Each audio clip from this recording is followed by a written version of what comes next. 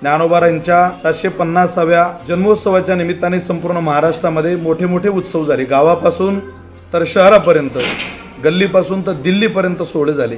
असाच एक अभूतपूर्व सोहळा, ज्या सोहळ्याची व्याप्ती शब्दात मांडता येणार नाही असा सोहळा सेलू जिल्हा परभणी या ठिकाणी संपन्न होतोय। भगवती ज्ञानेश्वरीची सेवा करून त्या ज्ञानेश्वरीच्या सांगतेच्या पारायणाचा सोहळा जवळजवळ 25,000 ज्ञानेश्वरी वाचकांच्या उपस्थितीने संपन्न होतोय। महाराष्ट्रामधून सगळे कीर्तनकार या सोहळ्याला भेट देणार आहेत। भूतपूर्व सोहळा सेलू या ठिकाणी संपन्न होतोय।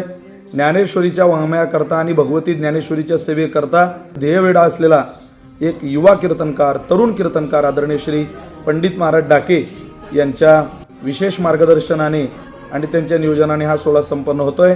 आपणही हा सोहळा दिनांक 12 मार्च ते 19 मार्च या कालावधी दरम्यान जिव्हाळा यूट्यूब चॅनल, जिव्हाळा फेसबुक आणि इंस्टा या सगळ्या ठिकाणी आपण अनुभवावा ही आपल्याला आग्रहाची विनंती। धन्यवाद।